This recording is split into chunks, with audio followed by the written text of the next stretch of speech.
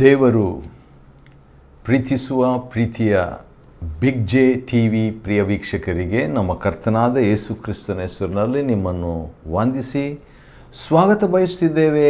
ಬನ್ನಿರಿ, ಇಂದು ಒಟ್ಟಾಗಿ ದೇವರ ವಾಕ್ಯವನ್ನು ಅಧ್ಯಯನ ಮಾಡಿಕೊಳ್ಳೋಣ. ಇಂದಿನ ಅಧ್ಯಯನ ಕೀರ್ತನೆಗಳ ಗ್ರಂಥ the book of Psalms chapter 4, 4ನೇ ಅಧ್ಯಾಯ. 3ನೇ ಅಧ್ಯಾಯದಲ್ಲಿ ದಾವೀದನು ಯಾವ ರೀತಿಯಾಗಿ ತಪ್ಪಿಸಿಕೊಂಡು ಮಗನ ಒಂದು ಮೋಸತನದಿಂದ ಅಬ್ಸಲೋಮನು ತನ್ನ ತಂದೆಯ ರಾಜ್ಯವನ್ನು ಕಿತ್ತುಕೊಂಡು ತಾನು ಅರಸನಾಗಿದ್ದಲ್ಲದೆ ತಂದೆಯ ಮೇಲೆ ಯುದ್ಧಕ್ಕೆ ಹೋಗ್ತಾ ಇರುವಂಥ ವೇಳೆಯಲ್ಲಿ ಕೇವಲ 600 ಜನರು ಸೈನಿಕರು ತನ್ನ ಜೊತೆಯಲ್ಲಿ ನಂಬಿಗಸ್ತರಾಗಿ, ಅವರಲ್ಲಿ ಕೆಲವರು ಹೆಚ್ಚಿನಾಂಶ ಜನರು, ಕೆಲವರು ಅಂತ ಹೇಳ್ಬೋದು ತನ್ನ ಒಂದು ಸಂಬಂಧಿಕರೇ ಆಗಿದ್ದರು, ಸ್ನೇಹಿತರೇ ಆಗಿದ್ದರು. ಅವರನ್ನೆಲ್ಲ ಕರ್ಕೊಂಡು ಕಾಡಿನಲ್ಲಿ ಓಡ್ತಾ ಇದ್ದಾನೆ ದಾವೀದನು. ಆಗ ಚೀಬಾ ಎಂಬ ವ್ಯಕ್ತಿ ಬಂದು ಅವರಿಗೆ ಊಟ, 600 ಮಂದಿಗೆ ಊಟ ಒಂದೇ ದಿನ ಕೊಟ್ಟನಂದರೆ ಅವನು ಭಾಳ ರಿಚ್ ಮ್ಯಾನ್ ಆಗಿರಬೇಕು. ಆ ರೀತಿಯಾಗಿ ಊಟ ಕೊಟ್ಟ ಮೇಲೆ ಹೋಗ್ತಾ ಇದ್ದಾನೆ. ಆಗ ಶಿಮ್ಮಿ ಎಂಬಂಥ ಬೆನ್ಯಾಮೀನ್ ಕುಲದ ವ್ಯಕ್ತಿ, ಅಂದರೆ ಮೋಸ್ಟ್ಲಿ ಸೌಲನಿಗೆ ಅವನು ಸ್ವಲ್ಪ ಸಂಬಂಧಿಕನಾಗಿರಬೇಕು. ಅವನು ದಾವೀದನನ್ನು ಶಪಿಸ್ತಾನೆ. ಯಾಕಂತ ಹೇಳಿದ್ರೆ ಈಗ 3 ಅರಸರನ್ನು ಈ ಶಿಮ್ಮಿ ನೋಡಿದ್ದಾನೆ. ಸೌಲನನ್ನು ನೋಡಿದ್ದಾನೆ, ದಾವೀದನನ್ನು ನೋಡಿದ್ದಾನೆ. ಈಗ ತಾನೇ ಫ್ರೆಶ್ ಆಗಿ ಅರಸನಾದಂಥ ಅಬ್ಸಲೋಮನನ್ನು ಕೂಡ ನೋಡಿದ್ದಾನೆ. ಅಂಥ ಸಂದರ್ಭದಲ್ಲಿ ದಾವೀದನೀಗ ತನ್ನ ಮನೆ ಮುಂದೆ, ತನ್ನ ಸ್ಥಳದ ಮುಂದೆ, ನೆಲದ ಮುಂದೆ ಓಡ್ತಾ ಇರುವುದನ್ನು ನೋಡಿಬಿಟ್ಟು ಶಪಿಸ್ತಾನೆ ಈ ಶಿಮ್ಮಿ ಎಂಬಾತನು. ಅಂಥ ವೇಳೆಯಲ್ಲಿ ಹಾಡು ಬರ್ತದ, ಬಂದಿದೆ. 3000 ವರ್ಷಗಳ ಹಿಂದೆ ದಾವೀದನಿಗೆ ಒಂದು ಹಾಡು ಸಿಕ್ತು. ಅದನ್ನೇ ಈ 3ನೇ ಅಧ್ಯಾಯದಲ್ಲಿ ರಚಿಸ್ತಾನೆ. ಯೆಹೋವನೇ, ನನಗೆ ವಿರೋಧಿಗಳು ಎಷ್ಟೋ ಹೆಚ್ಚಾಗಿದ್ದಾರೆ ಎಂಬುದಾಗಿ ಹೇಳಿಬಿಟ್ಟು 3 ಬಾರಿ ಈ 3ನೇ ಕೀರ್ತನೆಯಲ್ಲಿ ಸೇಲಾ ಸೇಲಾ ಸೇಲಾ ಎಂಬುದಾಗಿ ಹೇಳಿಬಿಟ್ಟು ದಾವೀದನು ಈಗ ಸೇಲಾ ಅಂತ ಹೇಳಿದ್ರೆ ನಿತ್ಯವಾಗಿ ಅಥವಾ ಸ್ವರವೆತ್ತು ಅಥವಾ ಧ್ಯಾನ ಮಾಡು ಎಂಬುದಾಗಿ ಒಂದು ಅರ್ಥವನ್ನು ಕೊಡ್ತದೆ. ಅಥವಾ ಒಂದು ವಿರಾಮ ತಗೋ, ಅಂಕವಿರಾಮ ಎಂಬುದು ಈ ಸೇಲಾ ಎಂಬ ಪದದ ಅರ್ಥ. ಈಗ 4ನೇ ಅಧ್ಯಾಯಕ್ಕೆ ನಾವು ನೋಡೋಣ ಏನಂತಿದೆ ಅಂತ ಹೇಳ್ಬಿಟ್ಟು. ವಿಶ್ವಾಸಯುಕ್ತವಾದ ಆಸ್ತಮಾನ ಗೀತ ಅಂತ ಇದು, ಮತ್ತು ಪ್ರಧಾನ ಗಾಯಕನ ಕೀರ್ತನ ಸಂಗ್ರಹದಿಂದ ತೆಗೆದದ್ದು, ತಂತಿವಾದ್ಯದೊಡನೆ ಹಾಡ್ತಕ್ಕದ್ದು ಈ ದಾವೀದನ ಕೀರ್ತನೆ. ಯಾಕಂದರೆ ನಾನು ಈಗಾಗಲೇ ಹೇಳಿದ ಹಾಗೆ ಈ ಕೀರ್ತನೆ 150 ಕೀರ್ತನೆಗಳು ಒಳಗೊಂಡಂಥ ಈ ಪುಸ್ತಕದ ಹೆಸರು ಹೀಬ್ರೂ ಭಾಷೆಯಲ್ಲಿ ಅದು ಸೆಫೇರ್ ತೆಹಿಲಿಮ್ ಎಂಬುದಾಗಿ, ಅಂದರೆ ಸ್ತೋತ್ರದ ಪುಸ್ತಕ, ಸ್ತೋತ್ರಗಳ ಗ್ರಂಥ, ದ ಬುಕ್ ಆಫ್ ಪ್ರೈಸಸ್. ಆದ ಕಾರಣ ಇಲ್ಲಿ ಕೂಡ ಒಂದು ಸ್ತೋತ್ರ ಇದೆ, ಪ್ರಾರ್ಥನೆ ಇದೆ. ನನಗೆ ಕೀರ್ತನೆ ಇಷ್ಟ. ಯಾಕೆಂತ ಹೇಳಿದ್ರೆ ಪ್ರಾರ್ಥನೆ ಇದೆ ಇದರಲ್ಲಿ. ಪ್ರತಿ ಕೀರ್ತನೆಯಲ್ಲಿಯೂ ಪ್ರಾರ್ಥನೆ, ಪ್ರತಿ ಕೀರ್ತನೆಯಲ್ಲಿಯೂ ಯೇಸು ಕ್ರಿಸ್ತನ್, ಪ್ರತಿ ಕೀರ್ತನೆಯಲ್ಲಿಯೂ ನಾವು ಮಾಡಬಾರದ ವಿಷಯಗಳನ್ನು ಕುರಿತಾದಂಥ ಉಪದೇಶ, ಬುದ್ಧಿವಾದಗಳು ಅಷ್ಟೇ ಅಲ್ಲದೆ ದೇವರ ಒಂದು ಕೃಪೆಯ ಬಗ್ಗೆ, ಆತನ ಅನುಗ್ರಹದ ಬಗ್ಗೆ ನೋಡ್ತೇವೆ. ನ್ಯಾಯವನ್ನು ಸ್ಥಾಪಿಸುವ ನನ್ನ ದೇವರೇ, ನನ್ನ ಎಂಬ ಪದ ಭಾಳ ಸಾರಿ ಈ ಕೀರ್ತನೆಯಲ್ಲಿ ಬಂದಿದೆ. ಅದರಲ್ಲಿಯೂ ದಾವೀದನು ನನ್ನ ದೇವರೇ, 3ನೇ ಅಧ್ಯಾಯ 7ನೇ ವಚನ, ಯೆಹೋವನೇ ನನ್ನ ದೇವರೇ. 4ನೇ ಅಧ್ಯಾಯ 1ನೇ ವಚನ, ನ್ಯಾಯವನ್ನು ಸ್ಥಾಪಿಸುವ ನನ್ನ ದೇವರೇ. David made god has his personal god.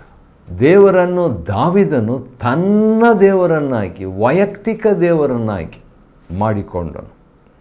ಅದು ದೇವರು ಒಂದು ರಿಮೋಟ್, ದೂರದಲ್ಲಿ ಅಂತರದಲ್ಲಿರುವ ಆತನಲ್ಲ, ದೇವರು ವೈಯಕ್ತಿಕನಾಗಿರ್ತಾನೆ, ವೈಯಕ್ತಿಕವಾಗಿ ಇರುವಾತನೇ ಆಗಿದ್ದಾನೆ. ಆದರೆ ವೈಯಕ್ತಿಕವಾಗಿ ಇರುವಾತನೇ ಆಗಿದ್ದನು ದಾವೀದನಿಗೆ ದೇವರು. ಹೌದು, ಇಲ್ಲಿ ನನ್ನ ದೇವರೇ ನನಗೆ ನಿನಗೆ ಮೊರೆ ಇಡುತ್ತೇನೆ, ಪ್ರೇಯರ್. ಮತ್ತು ಪ್ರಾರ್ಥನೆ ಬಗ್ಗೆ ನಾವು ನೋಡ್ತೇವೆ. ಸದುತ್ತರವನ್ನು ದಯಪಾಲಿಸು, ನನ್ನನ್ನು ಇಕ್ಕಟ್ಟಿನಿಂದ ಬಿಡಿಸಿ ಇಂಬಾದ ಅಂದರೆ ವಿಶಾಲವಾದ ಸ್ಥಳದಲ್ಲಿ ಸೇರಿಸಿದಾತನೇ ಎಂಬುದಾಗಿ ಹೇಳಿಬಿಟ್ಟು ನನ್ನನ್ನು ಕರುಣಿಸು. ಇದು ಕೂಡ ನನಗೆ ಭಾಳ ಇಷ್ಟ. ದೇವ್ರ ಹತ್ರ ನಾವು ಏನು ನಾನೆಲ್ಲ ಇದನ್ನು ಮಾಡಿದ್ದೇನೆ ಅದನ್ನು ಮಾಡಿದ್ದೇನೆ ಆದ ಕಾರಣ ನನಗೆ ಉತ್ತರ ಕೊಡು ಎಂಬುದಾಗಿ ನಾವು ದೇವ್ರ ಹತ್ರ ನಾವು ಮೊರೆ ಇಡುವುದಕ್ಕೆ ಬದಲಾಗಿ ದೇವರೇ ನನ್ನನ್ನು ಕರುಣಿಸು.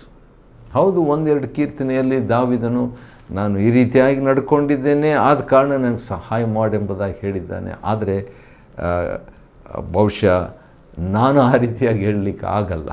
ಯಾಕಂದರೆ ನನ್ನ ಒಳ್ಳೆತನವನ್ನು, ನನ್ನ ಸಾಧನೆಯನ್ನು, ನನ್ನ ಸಾಹಸವನ್ನು ಏನೂ ಕೂಡ ನೆನಪಿಗೆ ತಾರದೆ ನೀನು ಮಾಡಿದಿ, ಎಲ್ಲವನ್ನು ನೀನು ಮಾಡಿ ಮುಗಿಸಿದಾತನಾಗಿದ್ದೆ, ಆದ ಕಾರಣ ನನ್ನನ್ನು ಕರುಣಿಸು. ಯಾವ ರೀತಿಯಾಗಿ ಇಬ್ಬರು ವ್ಯಕ್ತಿಗಳು ಪ್ರಾರ್ಥನೆ ಮಾಡಲಿಕ್ಕೆ ಹೋದ್ರಂತೆ ನಮ್ಮ ಕರ್ತನಾದ ಯೇಸು ಕ್ರಿಸ್ತನು ಹೇಳಿದ ಆ ಒಂದು ಸಾಮ್ಯದಲ್ಲಿ ಒಬ್ಬನು ಫರಿಸಾಯನು, ಅಂದರೆ ಬಹಳಷ್ಟು ವಾಕ್ಯ ಗೊತ್ತಿದ್ದವನು, ಇನ್ನೊಬ್ಬನು ಸುಂಕದವನು, ಬಹುಶಃ ಪಾಪಿ ಎಂಬುದಾಗಿ ನಿರಾಕರಿಸಲ್ಪಟ್ಟಂಥ ಸಮಾಜದಲ್ಲಿ ಬೇಡವಾದ ವ್ಯಕ್ತಿಯಾಗಿದ್ದವನು ಈ ಸುಂಕದವನು, ಟ್ಯಾಕ್ಸ್ ಕಲೆಕ್ಟರ್. ಅವನು ಪ್ರಾರ್ಥನೆ ಮಾಡುವಾಗ ಏನು ಹೇಳ್ತಾನೆ, ಅವನು ದೇವರೇ ಪಾಪಿಯಾದ ನನ್ನನ್ನು ಕರುಣಿಸು. 4 ಮಾತಿನ ಪ್ರಾರ್ಥನೆ ಅವನು ಪ್ರಾರ್ಥಿಸ್ತಾನೆ. ಆ ರೀತಿಯಾಗಿ ಪ್ರಾರ್ಥಿಸಿದಾಗ ಅವನು ನೀತಿವಂತನಾಗಿ ಮನೆಗೆ ಹೋದನು. ಆದರೆ ಇನ್ನೊಬ್ಬನು ನಾನು ಹೀಗೆ ಮಾಡಿದೆ ಹಾಗೆ ಮಾಡಿದೆ, ಉಪವಾಸ ಮಾಡ್ತೇನೆ, ನಾನು 10ರಲ್ಲಿ 1 ಪಾಲನ್ನು ನಾನು ಕೊಡ್ತೇನೆ, ನಾನು ಅನ್ಯಾಯ ಮಾಡುವವರು ಸುಲ್ಕೊಳ್ಳುವವರು ಹಾಗಿಲ್ಲ ಎಂಬುದಾಗಿ ಹೇಳಿದಾತನು ನೀತಿವಂತನಾಗಿ ಹೊರಟು ಹೋದನೆಂಬುದಾಗಿ ನಾವು ನೋಡೋದಿಲ್ಲ. ಆದರೆ ಇಲ್ಲಿ ಕೂಡ ನಾವು ನನ್ನನ್ನು ಕರುಣಿಸಿ ನನ್ನ ಪ್ರಾರ್ಥನೆಯನ್ನು ಅಂಗೀಕರಿಸು ಎಂಬುದಾಗಿ ಆ ಕೀರ್ತನೆಗಾರನು ಹೇಳ್ತಿದ್ದಾನೆ. 3ನೇ ವಚನ, ಯೆಹೋವನು ತನ್ನ ಭಕ್ತನನ್ನು ತನಗೋಸ್ಕರ ಪ್ರತ್ಯೇಕಿಸಿಕೊಂಡಿದ್ದಾನಲ್ಲ. ನೋಡ್ರಿ, ದೇವರು ತನಗೋಸ್ಕರವಾಗಿ ವ್ಯಕ್ತಿಗಳನ್ನು, ಭಕ್ತಾದಿಗಳನ್ನು ಪ್ರತ್ಯೇಕಿಸಿಕೊಳ್ಳಬೇಕಂತ ಇಷ್ಟಪಡ್ತಾನೆ. ಯಾಕೆ ಇಷ್ಟಪಡ್ತಾನೆ? ಆತನು ಸೃಷ್ಟಿಕರ್ತನು. ನನ್ನನ್ನು ಸೃಷ್ಟಿ ಮಾಡಿದ್ದು ಆತನಿಗೋಸ್ಕರವೇ. ಕೊಲೋಸಿ 1:16 ಪ್ರಕಾರವಾಗಿ ಎಲ್ಲವನ್ನು ಆತನು ಉಂಟು ಮಾಡಿದ್ದು ತನಗೋಸ್ಕರವೇ ಎಂದು. ಅದೇ ರೀತಿಯಾಗಿ 2ನೇ ತಿಮೋತಿ 2ನೇ ಅಧ್ಯಾಯದ 21ನೇ ವಚನದಲ್ಲಿ ಬೇರೆ ಬೇರೆ ಪಾತ್ರೆಗಳನ್ನಾಗಿ ದೇವರು ಉಂಟು ಮಾಡಿದ್ದಾನೆ. ಯಾಕಂದರೆ ಅದನ್ನು ಉಪಯೋಗಿಸ್ಕೋಬೇಕು ತನಗೋಸ್ಕರ ಎಂಬುದಾಗಿ. ನಾನು ಆತನಿಗೆ ಮೊರೆ ಇಡುವಾಗಲ್ಲ ಆತನು ಕೇಳುತ್ತಾನೆ. ಎಂಥ ಭರವಸೆ ನೋಡ್ರಿ. Look at the assurance that David had. ದಾವೀದನಿಗಿದ್ದಂಥ ನಿಶ್ಚಯ. 4ನೇ ಅಧ್ಯಾಯ 3ನೇ ವಚನ ಕೀರ್ತನೆಯಲ್ಲಿ ಅವನಿಗೆ ಒಂದು ಪ್ರಾರ್ಥನೆಯ ನಿಶ್ಚಯ ಭಾಳ ಇಂಪಾರ್ಟೆಂಟ್. ನನಗೂ ಬೇಕು, ನಮಗೂ ಬೇಕು. ನಿಶ್ಚಯ ಸಿಕ್ಬಿಟ್ರೆ ಚಂಚಲರಾಗಿ ಇರೋದಿಲ್ಲ ನಾವು. ಆ ನಿಶ್ಚಯವನ್ನು ದೇವರೇ ಕೊಡಬೇಕು. ದೇವರೇ ಪ್ರಾರ್ಥನೆಯಲ್ಲಿ ನಿಶ್ಚಯವನ್ನು ನೀನೇ ಕೊಡು ಸ್ವಾಮಿ ಅಂತ ನಾವು ಕೇಳಿಕೊಳ್ಳೋದರಲ್ಲಿ ಒಳ್ಳೆಯದೇ. ಭಯಪಡಬೇಡ್ರಿ, ಪಾಪ ಮಾಡಬೇಡ್ರಿ, ಮೌನವಾಗಿರ್ರಿ. ಪ್ರಾರ್ಥನೆಯ 3 ಒಂದು ಪೊಸಿಷನ್ಸ್ ಅಂತ ಹೇಳ್ಬೋದು, ನೆಲೆ ಅಂತ ಹೇಳ್ಬೋದು. ಭಯಪಡದೆ ಪ್ರಾರ್ಥಿಸುವುದು, ಪಾಪ ಮಾಡದೇ ಇರುವಂಥದ್ದು ಪ್ರಾರ್ಥನೆಯಲ್ಲಿ ನಿಶ್ಚಯವನ್ನು ಕೊಡ್ತದೆ. ಮೌನವಾಗಿರುವುದು. ಕೆಲವು ಸಾರಿ ನಾವು ಮೌನತೆಯೂ ಪ್ರಾರ್ಥನೆಯೇ. Even silence can be a prayer. Wow! ಪ್ರತಿ ಕೀರ್ತನೆಯಲ್ಲಿಯೂ ನಾವು ಪ್ರಾರ್ಥನೆಯ ಬಗ್ಗೆ ನಾವು ನೋಡಿಕೊಳ್ತಾ ಇದ್ದೇವೆ. ಹಾಸಿಗೆ ಮೇಲೆ ಇರುವಾಗ ಹೃದಯದಲ್ಲೇ ಆಲೋಚಿಸ್ರಿ. ಹಾಸಿಗೆ ಮೇಲೆ ಮಲಗೋದು ಪ್ರತಿದಿನ ಮಲಗುವಾಗ ಕೂಡ ನಾವು ಪ್ರಾರ್ಥನೆ ಮಾಡ್ಬೋದು. ಪ್ರಾರ್ಥನೆ ಮಾಡಿ ಮಲಗಿದಾಗ ಕೂಡ ನಾವು ಪ್ರಾರ್ಥನೆಯ ಆತ್ಮದಲ್ಲಿ ಮುಂದುವರಿಯಬಹುದು. 5ನೇ ವಚನ, ಕೀರ್ತನೆ 4:5ನೇ ವಚನದಲ್ಲಿ ನ್ಯಾಯವಾದ ಯಜ್ಞಗಳನ್ನು ಸಮರ್ಪಿಸಿರಿ. ನ್ಯಾಯವಾದ ಯಜ್ಞಗಳನ್ನು. ಯಜ್ಞ ಅಂತ ಹೇಳಿದ ತಕ್ಷಣ ಯೇಸು ಕ್ರಿಸ್ತನೇ ನನಗೆ ನೆನಪಿಗೆ ಬರುವುದು. ಇಬ್ರಿಯ 10ನೇ ಅಧ್ಯಾಯದಲ್ಲಿ ಆತ ನಮಗೋಸ್ಕರವಾಗಿ ಯಜ್ಞವಾದನು. ಸಾಮಾನ್ಯವಾಗಿ ಯಾರನ್ನಾದರೂ ಪರಿಚಯ ಮಾಡಿದರೆ, ನೋಡ್ರಿ ಇಂತಿಂಥವರು, ಇವರು ಇಂಥ ವ್ಯಕ್ತಿ ಇಂಥ ದೊಡ್ಡ ಕಾರ್ಯ ಮಾಡಿದ್ದಾರೆ ಎಂಬುದಾಗಿ ಹೇಳ್ತೇವೆ. ಆದರೆ ಯೋಹಾನನು ನಮ್ಮ ಕರ್ತನಾದ ಯೇಸು ಕ್ರಿಸ್ತನನ್ನು ಪರಿಚಯ ಮಾಡಿದಂಥ ಮಾತು ನನಗೆ ಭಾಳ ಇಷ್ಟ. ಯಾಕಂದರೆ ಯೋಹಾನ 1:29 ಮರುದಿನ ಯೋಹಾನನು ತನ್ನ ಕಡೆಗೆ ಬರುವ ಯೇಸುವನ್ನು ನೋಡಿ, ಅಗೋ ಯಜ್ಞಕ್ಕೆ ದೇವರು ನೇಮಿಸಿದ ಕುರಿ, ಲೋಕದ ಪಾಪವನ್ನು ನಿವಾರಣೆ ಮಾಡುವನು. ವಾವ್! ಇಲ್ಲಿ ಕೂಡ 4ನೇ ಅಧ್ಯಾಯ 5ನೇ ವಚನದಲ್ಲಿ ನ್ಯಾಯವಾದ ಯಜ್ಞಗಳನ್ನು ಸಮರ್ಪಿಸಿರಿ.